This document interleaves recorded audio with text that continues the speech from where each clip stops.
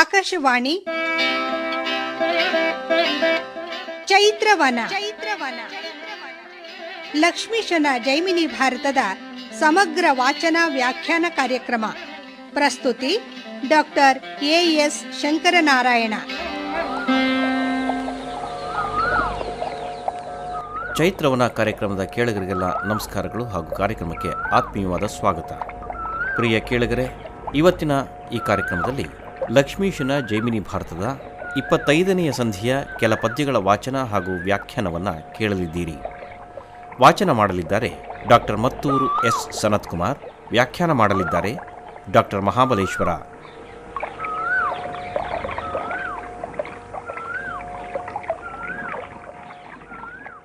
ತಾಮ್ರಧ್ವಜನ ಬಾಣಪ್ರಯೋಗಕ್ಕೆ ಬದಲಾಗಿ ಅನಿರುದ್ಧನೂ ಕೂಡ ಮಹಾಕೋಪದಿಂದ ಪ್ರಳಯಾಗ್ನಿಯಂತೆ ಇದ್ದಂತಹ ಬಾಣಪ್ರಯೋಗವನ್ನು ಮಾಡ್ತಾ ಇದ್ದಾನೆ. ಆಕಾಶ ತುಂಬುವ ರೀತಿಯಲ್ಲಿ ಅನಿರುದ್ಧನ ಮೇಲೆ ಬಾಣಪ್ರಯೋಗಗಳನ್ನು ಮಾಡ್ತಾ ಇದ್ದಾನೆ ತಾಮ್ರಧ್ವಜನ ಬಾಣದ ಆಘಾತಕ್ಕೆ ಸಿಕ್ಕಿ ಅನಿರುದ್ಧ ಗಾಯಗೊಂಡು ಮೂರ್ಛೆ ಹೋಗಿದ್ದಾನೆ. ಇಂತಹ ಸಂದರ್ಭದಲ್ಲಿ ಅನಿರುದ್ಧನಿಗೆ ಸಹಾಯವನ್ನು ಮಾಡುವುದಕ್ಕೋಸ್ಕರ ಅನುಸಾಲ್ವ, ಪ್ರದ್ಯುಮ್ನ, ಸಾತ್ಯಕಿ ಮೊದಲಾದವರು ತಾಮ್ರಧ್ವಜನ ಎದುರಿಗೆ ಬಂದು ಯುದ್ಧವನ್ನು ಮಾಡುವುದಕ್ಕೆ ನಿಂತಿದ್ದಾರೆ. ಹಂಸಕೇತುವನೆಚ್ಚು ಕೃತವಂಬ ಸಾತ್ಯಕಿಗಳಂ ಸದೆದು ಬಭ್ರುವಾಗನ ಯೌವನಾಶ್ವರ್ಯ ಹಿಂಸೆಯಂ ಕೈಗೈದು ನೀಲಧ್ವಜಾನುಸಾಲ್ವಾದಿ ಭಟರಂ ಘಾತಿಸಿ ಕಂಸಾರಿಸುತನಂ ಪಚಾರಿಸಿ ವಿಜಯಮುರಧ್ವಂಸಿಗಳ ಮೇಲೆ ನಡೆದರೆ ಕಂಡು ಕರ್ಣತನಯಂ ಸರಸಗಿದಿರಾಗಿ ಕತ್ತರಿಸಿ ಕೆಡಗಿದಂ ತಾಮ್ರಧ್ವಜನ ರಥವನು.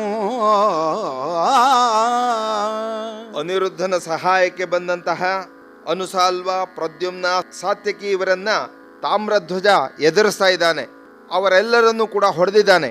ಕೃತವರ್ಮ, ಸಾತ್ಯಕಿಗಳನ್ನು ಸದೆ ಬಡಿದಿದ್ದಾನೆ. ಬಭ್ರುವಾಹನ, ಯೌವನಾಶ್ವರನ್ನ ಹಿಂಸೆ ಮಾಡಿದ್ದಾನೆ. ನೀಲಧ್ವಜ, ಅನುಸಾಲ್ವರನ್ನ ಬಾಣದಿಂದ ಗಾಯಗೊಳಿಸಿದ್ದಾನೆ.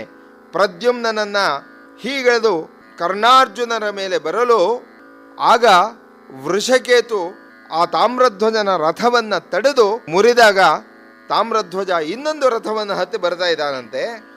ತೇರುಡಿಯೆ ಮತ್ತೊಂದು ತೇರನಳವಡಿಸಲಾ ತೇರನಿಸಲೊಡನೆ ಪೊಸ ತೇರೊಳ್ ಅವನೈದಲು ಆ ತೇರುಮಂ ಕತ್ತರಿಸೆ ತೇರೈಸದಂತಿಂತು 100 ತೇರಂ ಖಂಡಿಸಿ ಸೇರಿದ ಸೇನೆಯಂ ಸವರಿ ಕಂಡಜಂ ಸೇರಿ ಬರೆ ತಾಮ್ರಧ್ವಜಂ ಕನಲ್ದು ಅವನಿಯಂ ಸೇರಿ ಬಾಣತ್ರಯದೊಳಾತನಂ ಘಾತಿಸಿ ರಥಾರೋಹಣಂ ಗೈದನು. ತಾಮ್ರಧ್ವಜ ಪಾಂಡವರ ಎಲ್ಲ ಅತಿರಥ ಮಹಾರಥರನ್ನು ಕೂಡ ಸೋಲಿಸಿಬಿಟ್ಟು ಕೃಷ್ಣಾರ್ಜುನರ ಮೇಲೆ ಯುದ್ಧವನ್ನು ಮಾಡುವುದಕ್ಕೋಸ್ಕರ ಬಂದಂತಹ ಸಂದರ್ಭದಲ್ಲಿ ವೃಷಕೇತು ಅವನನ್ನು ತಡೆದು ಅವನ ರಥವನ್ನು ಮುರಿತಾನೆ. ರಥವನ್ನು ಮುರಿದಾಗ ಇನ್ನೊಂದು ರಥವನ್ನು ಹತ್ತಾನೆ, ಅದನ್ನು ಮುರಿತಾನೆ. ಹೀಗೆ 100 ರಥಗಳನ್ನು ಮುರಿದಾಗ ಮತ್ತೆ ಇನ್ನು ಹೊಸ ರಥವನ್ನು ಅವನು ಹತ್ತಿ ಬರ್ತಾ ಇದ್ದಾನೆ. ಆ ನಂತರ ಬಂದಂತಹ ಸೈನ್ಯವನ್ನೆಲ್ಲ ಸಂಹಾರ ಮಾಡಿಬಿಟ್ಟು ತಾಮ್ರಧ್ವಜ ನೆಲದ ಮೇಲೆ ನಿಂತಿದ್ದಾನೆ. ನಿಂತುಬಿಟ್ಟು ಯುದ್ಧ ಮಾಡ್ತಾ ಇದ್ದಾನೆ. 3 ಬಾಣಗಳಿಂದ ವೃಷಕೇತವನ್ನು ಘಾತಿಸ್ಬಿಟ್ಟು ಅವನು ಎಚ್ಚರ ತಪ್ಪುವಂತೆ ಮಾಡಿಬಿಟ್ಟು ಇನ್ನೊಂದು ಹೊಸ ರಥವನ್ನು ಹತ್ತಿ ಯುದ್ಧವನ್ನು ಮಾಡ್ತಾ ಇದ್ದಾನೆ. ಅನಿರುದ್ಧನಂ ಗೆಲ್ದು ವೃಷಕೇತುವಂ ಕೆಡಗಲನು ಸಾಲ್ವನಿದಿರಾದೊಡಾದನ ಪರಾಕ್ರಮವನು ಅನುವರದೊಳುರೆ ಮುರಿದು ಕೃತವರ್ಮ ಸಾತ್ಯಕಿ ಪ್ರದ್ಯುಮ್ನರಂ ಸೋಲಿಸಿ ಅನುಪಮ ಬಲಂ ಬಭ್ರುವಾಗನಂ ಕಾದಲು ಅವನನುವನೊಪ್ಪಂಗೆಡಿಸಿ ಹಂಸಧ್ವಜನ ಜಯವನನುಕರಿಸಿ ಯೌವನಾಶ್ವ ಅಸಿತಧ್ವಜರಂ ತಗುಳ್ದು ಅವಂ ಬೊಬ್ಬಿರಿದನು. ವೃಷಕೇತು ತಾಮ್ರಧ್ವಜನ 100 ರಥಗಳನ್ನು ಮುರಿದು ಹಾಕಿದ್ದಾನೆ. ಅನಂತರ ವೃಷಕೇತುವನ್ನು ಘಾಸಿಗೊಳಿಸಿ ಅನಂತರ ಯುದ್ಧಕ್ಕೆ ಬರ್ತಾ ಇದ್ದಾನೆ. ಯುದ್ಧಕ್ಕೆ ಬಂದಂತಹ ಸಂದರ್ಭದಲ್ಲಿ ತಾಮ್ರಧ್ವಜ ಎಲ್ಲರನ್ನೂ ಕೂಡ ಸೋಲಿಸಿದ್ದಾನೆ. ಅಲ್ಲಿದ್ದಂತಹ ಅನಿರುದ್ಧ, ವೃಷಕೇತು, ಅನುಸಾಲ್ವ, ಕೃತವರ್ಮ, ಸಾತ್ಯಕಿ, ಪ್ರದ್ಯುಮ್ನ, ಬಭ್ರುವಾಹನ ಎಲ್ಲರನ್ನೂ ಕೂಡ ಗಾಯಗೊಳಿಸಿದ್ದಾನೆ. ಹಂಸಧ್ವಜ, ಯೌವನಾಶ್ವ, ನೀಲಧ್ವಜ ಎಲ್ಲರನ್ನೂ ಕೂಡ ಸೋಲಿಸ್ಬಿಟ್ಟು ತಾಮ್ರಧ್ವಜ ಜೋರಾಗಿ ಗರ್ಜನೆ ಮಾಡ್ತಾ ಇದ್ದಾನಂತೆ. ನಿಮ್ಮಲ್ಲಿ ಯಾರಾದರೂ ವೀರರಿದ್ದರೆ ಬನ್ನಿ ನನ್ನ ಜೊತೆ ಯುದ್ಧ ಮಾಡೋದಕ್ಕೋಸ್ಕರ. ಈಗ ಎಲ್ಲ ವೀರರು ಕೂಡ ಓಡಿ ಹೋಗ್ತಾ ಇದ್ದಾರೆ. ಆ ಓಡಿ ಹೋಗ್ತಾ ಇರುವಂತಹ ವೀರರನ್ನು ಅರ್ಜುನ ನೋಡಿಬಿಟ್ಟು, ಬಲದೊಳಗೆ ಮಿಡುಕುಳ್ಳ ವೀರರೊಳ್ ಧೀರರೊಳ್ ಕಲಿತನದೊಳಿದಿರಾಗಿ ನಿಲ್ವರಂ ಗೆಲ್ವರಂ ಸಲೆ ಪಲಾಯನಕ್ಕೆ ಮೈಗುಡುವರಂ ಬಿಡುವರಂ ವಾಹನಾಯುಧದದಿಯನಂ ಬಿಡುವರಂ ಫಲುಗುಣಂ ಕಾಣುತ ಅತ್ಯುಗ್ರದಿಂ ವ್ಯಗ್ರದಿಂ ಸೆಳೆದು ಕೋದಂಡಮಂ ತೀಡಿದಂ ಪೂಡಿದಂ ಪೊಳೆವ ಕೆಂಗರಿಯ ನಿಡುಗೋಲ್ಗಳಂ ಸಾಲ್ಗಳಂ ಕಟ್ಟಿದಂ ಗಗನಪಥಗೆ. ಸೈನ್ಯದಲ್ಲಿರುವಂತಹ ಪರಾಕ್ರಮಿಗಳಾಗಿರುವಂತಹ ವೀರರು ಧೀರರು ಆದಂತಹ ಸೈನಿಕರು ತಾಮ್ರಧ್ವಜನ ಎದುರು ನಿಂತು ಸೋತು ಪಲಾಯನವನ್ನು ಮಾಡ್ತಾ ಇದ್ದಾರಂತೆ. ಅವನ ವಾಹನ ಆಯುಧಗಳನ್ನು ಬಿಟ್ಟು ಓಡ್ ಹೋಗ್ತಾ ಇದ್ದಾರಂತೆ. ಇದನ್ನು ಅರ್ಜುನ ನೋಡಿ ಭಯಗೊಂಡು ಕಳವಳದಿಂದ ಗಾಂಡೀವವನ್ನು ಹಿಡಿದು ಹೆದೆಯನ್ನು ತೀಡಿ ಬಾಣ ಪ್ರಯೋಗವನ್ನು ಮಾಡ್ತಾ ಇದ್ದಾನೆ. ಆಕಾಶಕ್ಕೆ ದಾರಿಯನ್ನು ಮಾಡ್ತಾ ಇದ್ದಾನೆಯೋ ಎಂಬಂತೆ ಇಡೀ ಆಕಾಶವೆಲ್ಲ ಅರ್ಜುನನ ಬಾಣದಿಂದ ತುಂಬಿ ಹೋಯಿತು. ಈ ಪ್ರಕಾರವಾಗಿ ಅರ್ಜುನ ತಾಮ್ರಧ್ವಜನ ಮೇಲೆ ಆ ಯುದ್ಧ ಭೂಮಿಯಲ್ಲಿ ಬಾಣಪ್ರಯೋಗವನ್ನು ಮಾಡ್ತಾ ಇದ್ದಾನೆ. ಅದನ್ನು ನೋಡಿ, ಲೇಸಾದು ದೈಪಾರ್ಥ ಕೃಷ್ಣನ ಸಹಾಯದಿಂದ ಈ ಸುದಿನಮಾಗವದೊಳ್ ಎಲ್ಲರಂ ಗೆಲ್ದೆ ಬಿಡುವಾಸಿಯಂ ತನ್ನೊಡನೆ ಗೋತ್ರಗತ್ಯ ದೋಷಮಂ ಕಳೆದು ಕೊಂಬ ಮಖಗೆ ಏಸು ಹರಿಗಳ್ ಬೇಕೋ ನಿನಗೆ ಐಸ ನೀವೆ ನಾಂ ಈ ಸರೋಜಾಕ್ಷನಿರಲು ಏತಗೆ ಎಲೆ ಮರುಳೇ ಧನದಾಸೆಯಿಂ ಧರ್ಮಮಮ್ಮಾಂಡನಂತಾದೆ ಹೋಗೆನುತ ಅವಂ ತೆಗೆದೆಚ್ಚನು. ತಾಮ್ರಧ್ವಜ ಅರ್ಜುನನನ್ನು ನೋಡಿ ಅರ್ಜುನನ ಬಾಣಪ್ರಯೋಗವನ್ನು ಕಂಡು ಕಳವಳಗೊಂಡು ಅರ್ಜುನನನ್ನು ಅಪಹಾಸ್ಯ ಮಾಡ್ತಾ ಇದ್ದಾನೆ. ಅರ್ಜುನ, ಲೇಸಾದು ದೈಪಾರ್ಥ ಕೃಷ್ಣನ ಸಹಾಯದಿಂದ ಈ ಸುದಿನ ಆಹವದೊಳ್ ಎಲ್ಲರಂ ಗೆಲ್ದೆ ಬಿಡು. ನೀನು ಇಷ್ಟು ದಿವಸ ಯುದ್ಧ ಮಾಡಿದೀಯ, ಎಲ್ಲ ಯುದ್ಧದಲ್ಲಿಯೂ ಕೂಡ ಕೃಷ್ಣ ನಿನಗೆ ಸಹಾಯಕನಾಗಿದ್ದಾನೆ. ಕೃಷ್ಣನ ಸಹಾಯದಿಂದ ಎಲ್ಲ ಯುದ್ಧವನ್ನು ಕೂಡ ಗೆದ್ದಿದೀಯ. ನನ್ನ ಜೊತೆ ಛಲವನ್ನು ಬಿಟ್ಬಿಡು, ಮೇಲಾಟಕ್ಕೆ ಬರಬೇಡ. ಈ ಗೋತ್ರ ಹತ್ಯಾ ದೋಷವನ್ನು ಕಳೆದುಕೊಳ್ಳುವಂತಹ ಅಶ್ವಮೇಧ ಯಾಗಕ್ಕೆ ನಿನಗೆ ಎಷ್ಟು ಕುದುರೆ ಬೇಕಪ್ಪ, ಅಷ್ಟು ಕುದುರೆಯನ್ನು ನಾನು ಕೊಡ್ತೇನೆ. ಈ ಕೃಷ್ಣ ಇರಬೇಕಾದ್ರೆ ನನಗೆ ಅಶ್ವಮೇಧ ಯಾತಕ್ಕೆ ಬೇಕು? ಈ ಕೃಷ್ಣನ ಜೊತೆ ನಾನು ಅಶ್ವಮೇಧ ಯಾಗವನ್ನು ಮಾಡ್ತೇನೆ, ಇನ್ನೇನೂ ಕೂಡ ಬೇಕಾಗಿಲ್ಲ. ಹಣಕ್ಕೋಸ್ಕರ ಧರ್ಮ ಕಾರ್ಯವನ್ನು ಮಾಡಿದವನಂತೆ ನೀನು ಭ್ರಷ್ಟನಾಗಿದ್ದೀಯ, ಹೋಗು ಹೋಗು ಅಂತ ತಾಮ್ರಧ್ವಜ ಅವನ ಮೇಲೆ ಬಾಣಗಳ ಮಳೆಯನ್ನು ಗೆರಿತಾ ಇದ್ದಾನೆ. ಆಗ ಅರ್ಜುನ, ಎಲಬೋ ತಾಮ್ರಧ್ವಜ ಸುವಿತ್ತದಿಂ ಧರ್ಮಮಂ ನಿಲ್ಲಿಸಬೇಕಲ್ಲದೆ ನಿರರ್ಥಕದೊಳಾದ ಪುದೇ ಜಲಜಾಕ್ಷನಂ ಬರಿದೆ ಸಾಕ್ಷಾತ್ಕರಿಸಬಹುದೇ ವಿಧಿ ವಿಧಾನದೊಳಲ್ಲದೆ ಫಲವು ಮುಖದಿಂದೆ ಪರಿಪೂರ್ಣನಾಗಿಗ ಹರಿಯ ನೆಲೆಯ ನೀನೆಂತರಿವೆ ಮೂಢ ಫಡ ಹೋಗೆನುತೆ ಫಲುಗುಣಂ ತೆಗೆದೆಚ್ಚನು ಆತನ ವರೂಥಗಯ ಸಾರಥಿಗಳು ಎಡೆಗೆಡೆಯಲು ಅರ್ಜುನ ಹೇಳ್ತಾ ಇದ್ದಾನೆ, ಎಲ್ಲವೋ ತಾಮ್ರಧ್ವಜ, ನಿನಗೇನೋ ಗೊತ್ತು ಕೃಷ್ಣನ ಮಹಿಮೆ. ಧರ್ಮದಿಂದ ಆರ್ಜಿಸಿದ ಹಣದಿಂದ ಧರ್ಮವನ್ನು ಮಾಡಬೇಕು. ಕೃಷ್ಣನನ್ನ ಸುಮ್ಮನೆ ಪಡ್ಕೊಳ್ಳೋಕ್ಕಾಗೋದಿಲ್ಲ. ಆ ಕೃಷ್ಣನನ್ನು ಪಡೆಯಬೇಕಾದ್ರೆ ವಿಧಿವಿಧಾನಗಳು ಬೇಕು. ಆ ಧರ್ಮವನ್ನು ಮಾಡಬೇಕು, ಸಾಕ್ಷಾತ್ಕಾರ ಮಾಡಬೇಕು, ಜಪತಪಾದಿಗಳನ್ನು ಮಾಡಬೇಕು. ಹೀಗೆ ಕೃಷ್ಣನನ್ನು ಭಕ್ತಿಯಿಂದ, ಅಂತರಂಗದ ಭಕ್ತಿಯಿಂದ ಸಾಕ್ಷಾತ್ಕರಿಸಿಕೊಳ್ಬೇಕು. ಕೃಷ್ಣನು ಸರ್ವಥಾ ಪರಿಪೂರ್ಣನಾಗಿರುವಂತಹ ವ್ಯಕ್ತಿ. ನಿನಗೇನೋ ಗೊತ್ತು ಮೂಢ, ಹೋಗು ಹೋಗು ಅಂತ ಅರ್ಜುನ ಬಾಣಗಳಿಂದ ತಾಮ್ರಧ್ವಜನ ರಥ, ಕುದುರೆ, ಸಾರಥಿಗಳನ್ನೆಲ್ಲ ಮುರಿದು ಹಾಕ್ತಾ ಇದ್ದಾನೆ.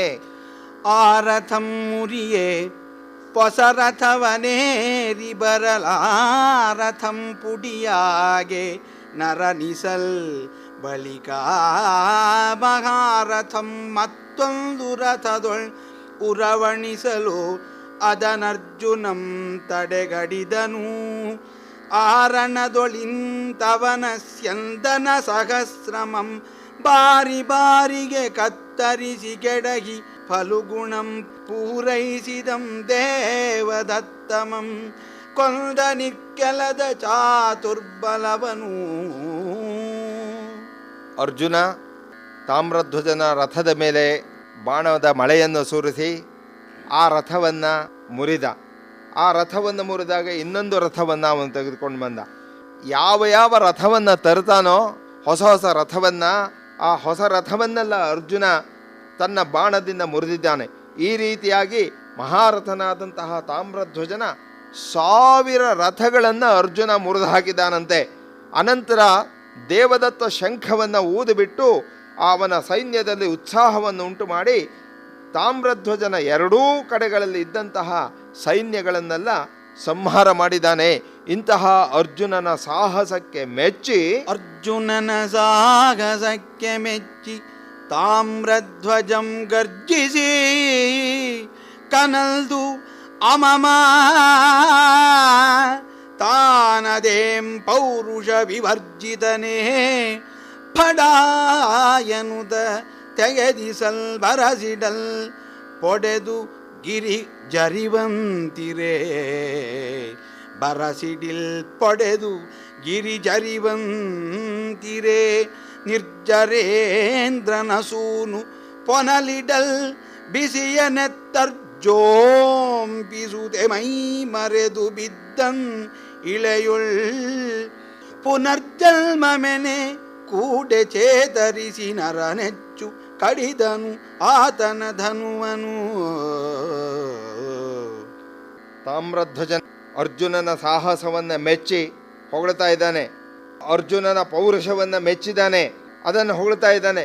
ಮತ್ತು ನನಗೇನು ಪೌರುಷ ಇಲ್ಲವೇ ಅಂತ ಹೇಳ್ತಾ ತಾಮ್ರಧ್ವಜನು ಕೂಡ ಬಾಣಗಳನ್ನು ಬಿಡ್ತಾ ಇದ್ದಾನೆ. ಆ ಬಾಣ ಹೇಗೆ ಬರ್ತಾ ಇದೆ ಅಂತ ಹೇಳಿದರೆ, ಶ್ರೇಷ್ಠವಾದಂತಹ ಸಿಡಿಲು ಬೆಟ್ಟದ ನೆತ್ತಿಗೆ ಅಪ್ಪಳಿಸುವಂತೆ ಅರ್ಜುನನ ಹಣೆಗೆ ತಾಮ್ರಧ್ವಜನ ಬಾಣ ಬೀಳಲು ಅಲ್ಲಿಂದ ರಕ್ತಧಾರೆಯಾಗಿ ಹೊರಗಡೆ ಸುರಿತಾ ಇದೆಯಂತೆ.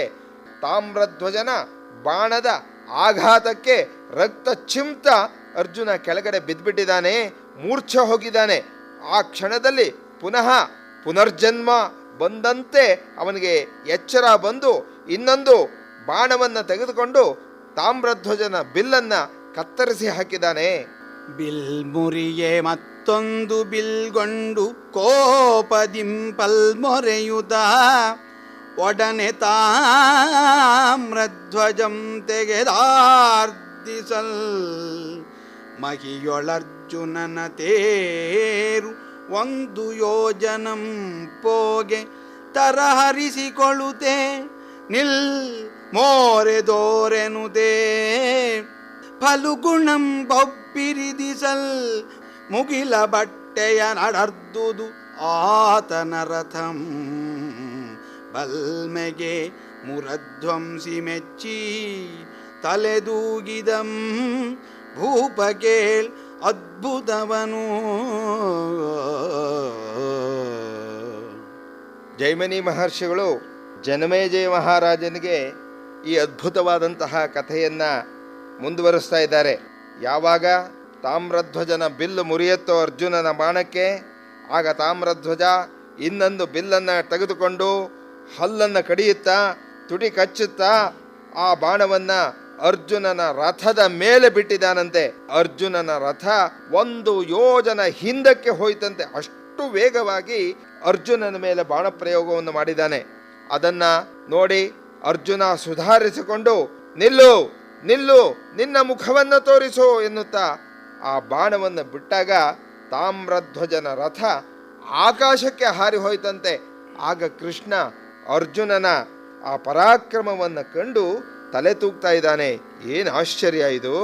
ಎಡಬಲದ ಮಂಡಲದ ಭೇದದಿಂ ಖೇದದಿಂದ ಅಡಿಗಡಿಗೆ ಸೆವ ಪರಾಕ್ರಮದಿಂದೆ ತುಡುವ ಬಿಡುವಂಬಿನ ತರಂಗದಿಂ ತೊಲಗದಗ್ಗಳಿಕೆಯಿಂದ ದೃಢಚಾಪ ಘೋಷ ಭೀಕರದಿಂದ ಕರದಿಂದೆ ಜಡತೆ ಪೊದ್ದದ ಸಾಹಸತ್ವದಿಂ ಸತ್ವದಿಂ ಕಡುಗಿ ತಾಮ್ರಧ್ವಜ ವಿಜಯರಾಗ ಜಯರಾಗ ಕೆಚ್ಚಾಡಿದರ್ ಧುರದೊಳು. ಇದೇನಾಶ್ಚರ್ಯ! ಅರ್ಜುನ ತಾಮ್ರಧ್ವಜರ ಯೋದ್ಧ ಅಸದೃಶವಾಗಿರುವಂತಹದ್ದು, ಅವರ ಯುದ್ಧಕ್ಕೆ ಸರಿಸಮಾನವಾಗಿರುವಂತಹದ್ದು, ನಿರುಪಮವಾಗಿರುವಂತಹದ್ದು. ಇಬ್ಬರೂ ಕೂಡ ಪರಸ್ಪರ ಗೆಲ್ಲಬೇಕು ಎಂಬಂತಹ ಒಂದು ಧ್ಯೇಯದಿಂದ ಯುದ್ಧವನ್ನು ಮಾಡ್ತಾ ಇದ್ದಾರೆ. ಅವಿಬ್ಬರೂ ಕೂಡ ಎಡಬಲದ ವ್ಯೂಹಗಳನ್ನು ಭೇದಿಸ್ತಾ ಇದ್ದಾರೆ, ನೋವಿನ ಖೇದವನ್ನು ಸಹಿಸ್ತಾ ಇದ್ದಾರೆ, ಹೆಜ್ಜೆ ಹೆಜ್ಜೆಗೂ ಕೂಡ ಪರಾಕ್ರಮವನ್ನು ತೋರಿಸ್ತಾ ಇದ್ದಾರೆ. ಕ್ರಮವಾಗಿ ಇವನು ತೊಟ್ಟ ಬಾಣವನ್ನು ಅವನು ಕಡಿಯೋದು, ಅವನು ಬಿಟ್ಟ ಬಾಣವನ್ನು ಇವನು ಕಡಿಯೋದು, ಹೀಗೆ ಬಾಣಗಳನ್ನು ಕತ್ತರಿಸಿ ಅದು ನೀರಿನ ಅಲೆಗಳಂತೆ ತೋರ್ತಾ ಇದೆಯಂತೆ. ಯುದ್ಧರಂಗದಿಂದ ಯಾರೂ ಹಿಂತಿರುಗಬಾರ್ದು, ಯುದ್ಧ ಭೂಮಿಗೆ ಬೆನ್ನನ್ನು ತೋರಿಸಬಾರ್ದು ಅಂತ ಹೇಳಿ ಬಿಲ್ಲಿನ ಘೋಷದಿಂದ ಭಯವನ್ನು ಉಂಟು ಮಾಡುತ್ತಾ ಯಾವುದೇ ವಿಧವಾದಂತಹ ಜಡತೆ ಇಲ್ಲದೆ, ಸೋಮಾರಿತನ ಇಲ್ಲದೆ ಇಬ್ಬರೂ ಕೂಡ ಸಾಹಸ ಸತ್ವಗಳಿಂದ ಪರಸ್ಪರ ಗೆಲ್ಲಬೇಕು ಅಂತ ಇಬ್ಬರೂ ಕೂಡ ಯುದ್ಧವನ್ನು ಮಾಡ್ತಾ ಇದ್ದಾರೆ. ಧಾತ್ರೀಶ ಕೇಳ್ ಕೌತುಕವನು 7 ದಿನ ಮಹೋರಾತ್ರಿಗಳೊಳಂ ಬಿಡದೆ ಕಾದಿದರ್ ಪಂಕರುಗ ನೇತ್ರಂ ಸಮೀಪದೊಳ್ ನೋಡುತ್ತಿರೇ ತಾಮ್ರಧ್ವಜಾರ್ಜುನರ್ ಕಾದಿದರ್ ಬಳಿಕ ಅದರೊಳು ಗೋತ್ರಾರಿಸುದನವಂ ಮತ್ತೆ ಜೋಡಿಸಿ ತಂದ ಮಾತ್ರದೊಳ್ ಸಾಸಿರ ರಥಂಗಳಂ ಕಡಿದು ಅಧಿಕ್ಷಾತ್ರದಿಂ ಕೆಡಗಿದಂ ಪಡೆಯೊಳು ಅಕ್ಷೌಹಿಣಿಗಳ 200 ನಾಗವದೊಳು. ಜನಮೇಜ ಮಹಾರಾಜ, ಇವರಿಬ್ಬರ ಅತ್ಯಂತ ಘೋರವಾದಂತಹ ಯುದ್ಧವನ್ನು ಕೇಳು. ಇಬ್ಬರೂ ಕೂಡ ಜಯಿಸಬೇಕು ಎಂಬ ಕೆಚ್ಚಿನಿಂದ ಅರ್ಜುನ ತಾಮ್ರಧ್ವಜರು 7 ದಿನ ಹಗಲು ರಾತ್ರಿ ಎಡಬಿಡದೆ ಯುದ್ಧ ಮಾಡಿದ್ದಾರಂತೆ.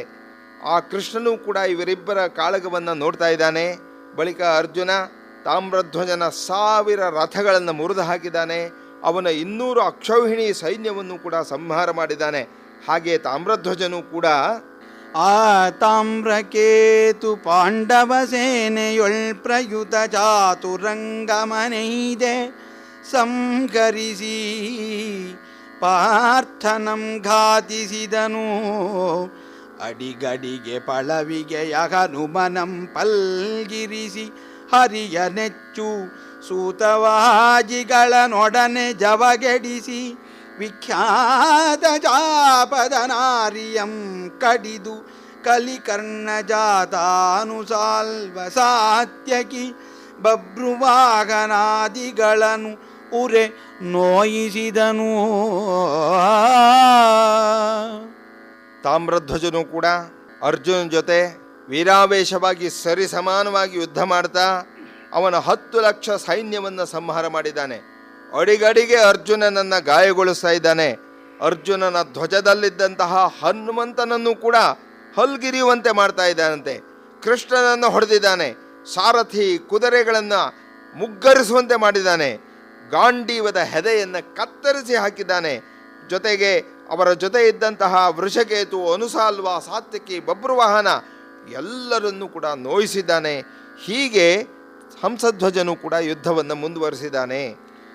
ತೆತ್ತಿಸಿದುವು ಉಭಯ ವೀರರ ಮೈಯೊಳಂಬುಗಳು, ನೆತ್ತರಭ್ರಕೆ ಚಿಮ್ಮಿ ಮಳೆವನಿಗಳಂತೆ ಹರಿಯುತ್ತಮಾಂಗದ ಮೇಲೆ ಸೂಸಿದುವು ವಾಯುವಶದಿಂದೇ. ಕೇಳದ್ಭುತವನು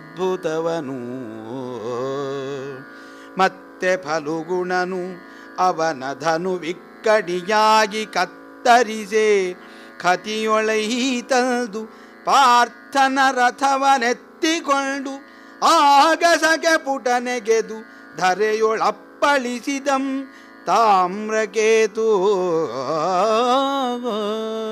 ಇಬ್ಬರೂ ಬಾಣ ಪ್ರಯೋಗ ಮಾಡ್ತಾ ಇದ್ದಾರೆ. ಇಬ್ಬರ ಬಾಣಗಳು ಕೂಡ ಪರಸ್ಪರ ಮೈಯಲ್ಲಿ ನೆಟ್ಟಿದೆ. ಆ ನೆಟ್ಟ ಬಾಣದಿಂದ ರಕ್ತ ಚಿಮ್ತಾ ಇದೆಯಂತೆ. ಆ ಚಿಮ್ಮಿದ ರಕ್ತ ಗಾಳಿಯ ದೆಸೆಯಿಂದ ಕೃಷ್ಣನ ತಲೆಯ ಮೇಲೆ ಬಿದ್ದಿದೆಯಂತೆ. ಅರ್ಜುನ ಪುನಃ ಬಿಲ್ಲನ್ನು ತೆಗೆದುಕೊಂಡು ಅವನ ಆ ತಾಮ್ರಧ್ವಜನ ಬಿಲ್ಲನ್ನು ಕತ್ತರಿಸಿ ಹಾಕಿದ. ಆಗ ಅವನಿಗೆ ಅತ್ಯಂತ ಕೋಪ ಬಂದು ಅರ್ಜುನನ ರಥವನ್ನು ಎತ್ತಿಕೊಂಡು ಆಕಾಶಕ್ಕೆ ಹಾರಿ ಎತ್ತಿ ಭೂಮಿಗೆ ಅಪ್ಪಳಿಸ್ತಾ ಇದ್ದಂತೆ. ಏನು ಆಶ್ಚರ್ಯ ಇದು! ನಭಕೆ ವಿಜಯನ ರಥವ ನೀಡಾಡಿ ಬಳಿಕ ರಭಸದಿಂದಿಳೆಗಪ್ಪಳಿಸುವಿನಂ ಪರಿತಂದು ಶುಭಕರ ಕರಾಗ್ರದಿಂಪಿಡಿದು ಆವರೂಥಮಂ ಸ್ವಸ್ಥಾನಮಾಗಿ ನಿಲ್ಲಿಸಿ ಅಭಯಮಂ ಪಾರ್ಥಂಗೆ ಮಾಡಿದಂ ಮುರಗರಂ. ತ್ರಿಭುವನದೊಳು ಅಚ್ಯುತನ ಭಕ್ತರ್ಗೆ ಬರ್ಪುದೇ ಪರಿಭವಂ ಎಂದು ಪರಿಭವಂ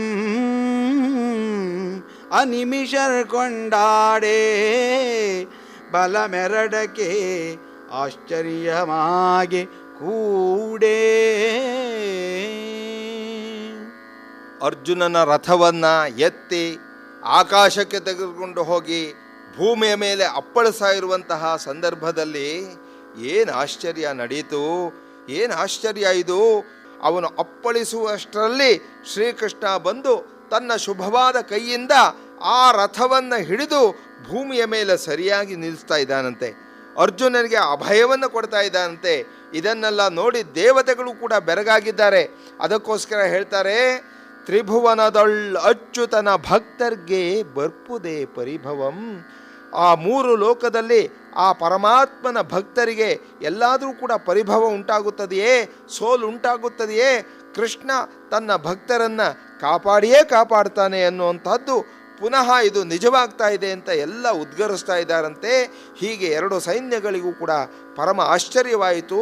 ಭೂರಮಣ ಕೇಳು ಬಳಿಕ ಭೂರಮಣ ಕೇಳ್ ಬಳಿಕನ ಸುನಗುತ ನುಡಿದನು ಅಸುರಾರಾತಿ ಪಾಂಡವಂಗೆ ಅಳುಕದಿರ್ ಅಧರ್ಮಮೆಂದು ಈರಣದೊಳೀತನಂ ಗೆಲ್ದೊಡೆ ಆವಿರ್ವರುಂ ಸಾಹಸಂಗೈದಲ್ಲದೆ ತೀರದು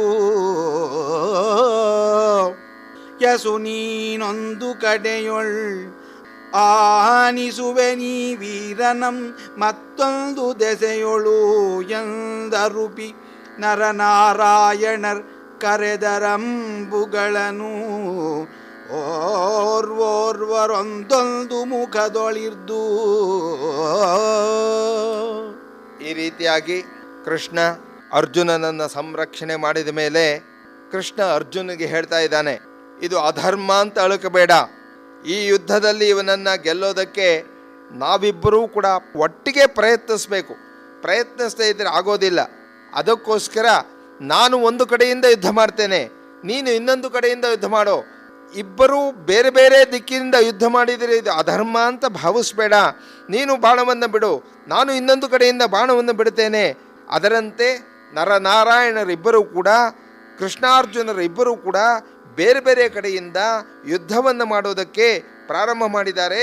ಇಬ್ಬರೂ ಕೂಡ ಆ ಬಾಣಗಳ ಮಳೆಯನ್ನು ತಾಮ್ರಧ್ವಜದ ಮೇಲೆ ಸುರಿಸ್ತಾ ಇದ್ದಾರೆ.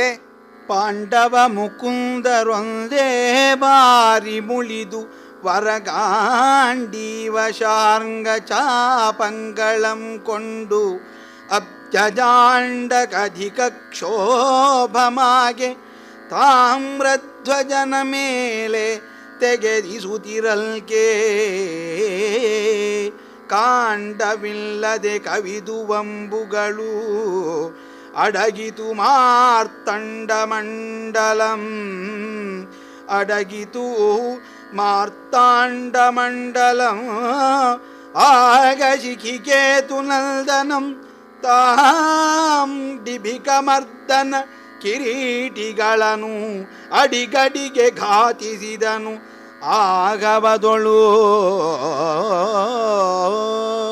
ಕೃಷ್ಣಾರ್ಜುನರಿಬ್ಬರೂ ಕೂಡ ಅತ್ಯಂತ ಕೋಪದಿಂದ ವೀರಾವೇಶವಾಗಿ ಗಾಂಡೀವ ಮತ್ತು ಶಾರ್ಂಗ ಧನುಸ್ಸುಗಳನ್ನು ಹಿಡಿದುಕೊಂಡು ಆ ತಾಮ್ರಧ್ವಜನ ಮೇಲೆ ಬಾಣದ ಮಳೆಯನ್ನು ಬಿಡ್ತಾ ಇದ್ದಾರೆ. ಆ ಬಾಣದ ಆ ಸಮೂಹದಿಂದ ಇಡೀ ಬ್ರಹ್ಮಾಂಡವೇ ಕ್ಷೋಭೆಗೊಳ್ತಾ ಇದೆಯಂತೆ. ಸೂರ್ಯ ಮಂಡಲವೇ ಕಾಣದಂತೆ ಆಗಿದೆ. ಇಡೀ ವಾಯುಮಂಡಲ ಬಾಣಗಳಿಂದ ತುಂಬಿದೆ. ಈ ಪ್ರಕಾರವಾಗಿ ತಾಮ್ರಧ್ವಜನ ಮೇಲೆ ಯುದ್ಧವನ್ನು ಮಾಡ್ತಾ ಇರಬೇಕಾದ್ರೆ ತಾಮ್ರಧ್ವಜನು ಕೂಡ ಅಷ್ಟೇ ಪರಾಕ್ರಮವಾಗಿ ಅವರ ಮೇಲೆ ಯುದ್ಧವನ್ನು ಮಾಡ್ತಾ ಇದ್ದಾನೆ. ಬಾಣದ ಮಳೆಯನ್ನು ಸುರಿಸ್ತಾ ಇದ್ದಾನೆ. ಅವರಿಬ್ಬರನ್ನೂ ಕೂಡ ಅಡಿಗಡಿಗೆ ಬಾಣಗಳಿಂದ ಘಾಸಿ ಮಾಡ್ತಾ ಇದ್ದಾನೆ. ಹೀಗೆ ಎರಡು ದಿಕ್ಕುಗಳಿಂದ ಕೃಷ್ಣಾರ್ಜುನರು ಯುದ್ಧವನ್ನು ಮಾಡ್ತಾ ಇದ್ರೂ ಕೂಡ ಆ ತಾಮ್ರಧ್ವಜನ ಕೈ ಈ ಯುದ್ಧದಲ್ಲಿ ಮೇಲಾಯಿತು. ಮೀರಿದ ಪರಾಕ್ರಮದೊಳು ಅಕ್ಷಿಗಳರಲ್ದುವು ಉಬ್ಬೇರಿ ಪುಳಕೋತ್ಸವದೊಳು ಆ ತಾಮ್ರಕೇತು ಕೈದೋರಿ ಬೊಬ್ಬಿರಿದು ನಸು ನಗುತ ಕೃಷ್ಣನೊಳೆಂದನು ಎಲೆದೇವ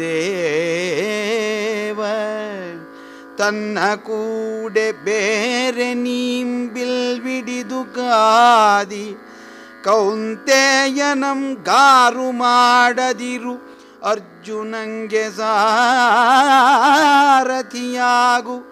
ಸಾರಿದೆಂ ಸಾಕೆಂದು ತೆಗೆದೆಚ್ಚೊಡೆ ಅಚ್ಯುತಂ ಮೆಚ್ಚಿನೊಳ್ ಒಡಂಬಟ್ಟನು. ಕೃಷ್ಣ ಮತ್ತು ಅರ್ಜುನರು ತಾಮ್ರಧ್ವಜನ ಮೇಲೆ ವಿರುದ್ಧ ದಿಕ್ಕಿನಿಂದ ಬೇರೆ ಬೇರೆ ರಥದಲ್ಲಿ ಕುಳಿತುಕೊಂಡು ಯುದ್ಧವನ್ನು ಮಾಡ್ತಾ ಇದ್ದಾರೆ. ಅಂತಹ ಸಂದರ್ಭದಲ್ಲಿ ತಾಮ್ರಧ್ವಜನು ಕೂಡ ಅದೇ ರೀತಿಯಾಗಿ ಅವರಿಬ್ಬರನ್ನು ಕೂಡ ಅಡಿಗಡಿಗೆ ಬಾಣಗಳಿಂದ ಅವರಿಗೆ ನೋವನ್ನು ಉಂಟು ಮಾಡ್ತಾ ಇದ್ದಾನೆ. ಇಂತಹ ಸಂದರ್ಭದಲ್ಲಿ ತಾಮ್ರಧ್ವಜನ ಪರಾಕ್ರಮ ಹೆಚ್ಚಾಗ್ತಾ ಇದೆ. ಅವನ ಕಣ್ಣುಗಳ ಅರಳ್ತಾ ಇದೆ ಅಂತೆ, ರೋಮಾಂಚನವಾಗ್ತಾ ಇದೆ. ತಾಮ್ರಧ್ವಜನು ಕೈದೋರಿ ಗರ್ಜಿಸ್ತಾ ನಸುನಗುತ್ತಾ ಕೃಷ್ಣನಿಗೆ ಹೇಳ್ತಾ ಇದ್ದಾನೆ, ದೇವಾ ಕೃಷ್ಣ, ನೀನು ಬೇರೆ ರಥದಲ್ಲಿ ಬಿಲ್ಲು ಹಿಡಿದು ಯುದ್ಧವನ್ನು ಮಾಡಿದರೆ ಅರ್ಜುನ ಘಾಸಿ ಆಗ್ತಾನೆ, ಅರ್ಜುನಿಗೆ ಗಾಯ ಆಗ್ತದೆ, ಮತ್ತು ಕೂಡ ಅರ್ಜುನನನ್ನು ರಕ್ಷಣೆ ಮಾಡೋದಕ್ಕೆ ಆಗೋದಿಲ್ಲ. ಆದ್ದರಿಂದ ನೀನು ಅರ್ಜುನನ ಸಾರಥಿಯಾಗಿ ಯುದ್ಧವನ್ನು ಮಾಡು ಅಂತ ಹೇಳ್ತಾ ಇದ್ದಾಗ ಅದಕ್ಕೆ ಕೃಷ್ಣ ಅವನ ಮಾತನ್ನು ಮೆಚ್ಚಿ ಅರ್ಜುನನ ಸಾರಥಿಯಾಗೋದಕ್ಕೆ ಒಪ್ಪಿ ಅರ್ಜುನನ ರಥದ ಕಡೆಗೆ ಬರ್ತಾ ಇದ್ದಾನೆ.